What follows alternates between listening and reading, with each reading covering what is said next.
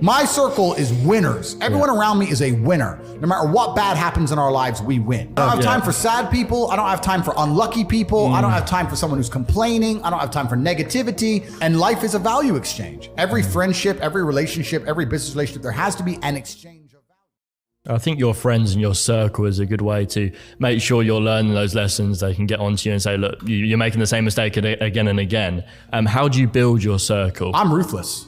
I am ruthless. I'm ruthless. You wouldn't be any other way, would you? No, but I don't have time for brokies. I don't have time for sad people. I don't have time for unlucky people. I don't have time for someone who's complaining. I don't have time for negativity. I don't have time. I'm so ruthless. If I knew a dude who always had a cold, I wouldn't talk to him anymore. You're too sick. I don't like it. My circle is winners. Everyone around me is a winner. No matter what bad happens in our lives, we win. And it's amazing to me that people understand that you are the sum of the 5 people you spend most time with. 100%. But then they don't curate their circle. No. They'll go, yeah, I understand that part. And then they'll still hang around with a bunch of fucking losers. The problem is, it has to be a value exchange. You can't be a loser hanging around with winners because winners don't want to hang around with you. You need to find a way to provide value and work your way up. But as you progress through life, there's going to have to be people you cut off because they're just holding on to your coattails, slowing you down. And no matter how many times you give them a chance, they don't want to fucking progress. And that's their decision. That's fine. You don't have to feel guilty about that. You have to climb to the top of the we covered it on a short recently, and we got quite a lot of hate on that, didn't we? The fact that we've had, through my life, I've had to cut people out, 100%. And I don't want to cut them out. It's just I'll be dragged back, and I can't gradually move up on the levels because they're holding on to the person you used to be, and they expect you to be that person. They go, "You've changed." Headlines, yes, I have. Why haven't you? Completely. And life is a value exchange. Every friendship, every relationship, every business relationship, there has to be an exchange of value. If as you progress through life, if people stay in the same place, you're only giving value and you're not receiving any value back. And you have to be ruthless about those things. Like, I have a very curated circle, and everybody in my circle is extremely useful, and we're extremely successful.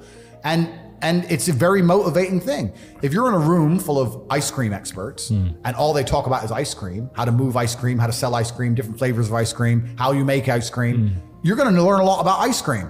If you're in a room full of people who are billionaires, and guess what they're talking about? Money. And guess what you're going to learn about? Money. I don't sit and have pointless conversations with people. I don't even know what people are talking about. If me and my friends meet, we end up talking about the earth and how it can pay us. That's what we talk about. And that's how we manage to make a bunch of money. So you have to be ruthless with your circle. And for people out there who understand this, a lot of people say they understand it, but they genuinely don't. But if you do, and you are trying to progress your circle, you need to find a way to provide value. You need to either join networks like my one on corporatate.com, or you need to find a way to provide value. I'll give you an example. In Romania, I was driving and I went to a town called Cluj. It's a very small town. I went in a nice car and a kid came up to me and he said, I run the car spotting page and we take pictures of the Ferraris and Lamborghinis. Can I take a picture? It's like, yeah, sure.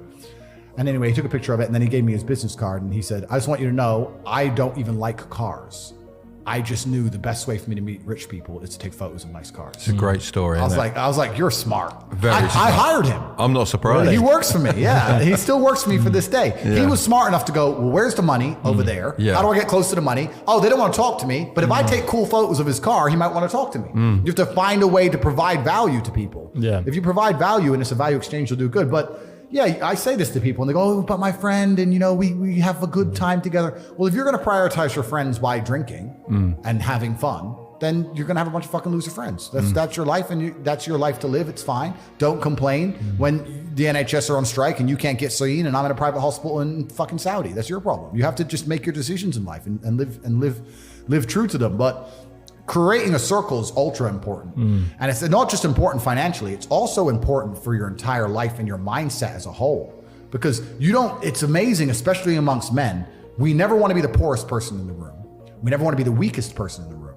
You never want to be, so if you're with a group of killers, you have now this massive expectation. It's almost like societal pressure and a positive force. If I go to my friends, I can't be the weakling. If everyone does X amount of push-ups, I have to do them. You might get dropped out. Yes, well, you don't want to. That's not happening. You don't want to feel that way, right? It's funny you say that because when I first met Kai, he was so against working out, but now he started, because we all work out in the group. So he's getting there. But that's it. So you can get, just like peer pressure can be a negative, peer pressure can be a massive positive and it can accelerate you towards the moon. You can get an upward spiral. So my team, it's not just about how we make money. It's also an entire mindset. I don't want to be the only scared one in the group. If me and my team, if me and my 6 closest friends are walking down the street and a couple guys came up to us with machetes, I know they wouldn't be afraid.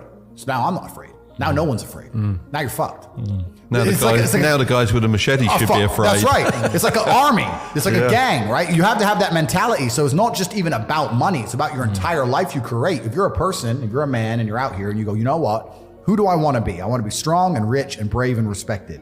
Then I need friends who are strong and rich and brave and respected. That's what you need to do. If you're going to say, oh, I want to be these things, but I hang around with this guy because we play FIFA together, then you can stay a fucking loser. And that is your decision. Stay a loser. I have no sympathy for losers. I want to make this another thing clear that ends up on TikTok and everyone cries their eyes out. I don't give a solitary fuck if you want to stay at the bottom of the societal totem pole. If I'm going to ignore how I feel day after day so I can perform, regardless of whether I'm sad, happy, pissed off, tired, if I'm going to get up and work anyway when I'm tired, how do you expect me to feel sorry for you because you didn't work when you were tired? If I don't care about my own emotions, I certainly don't give a solitary shit about yours. If you want to stay a loser, stay one. Good, it's fine. Stay a loser. I have no sympathy for you. I don't care.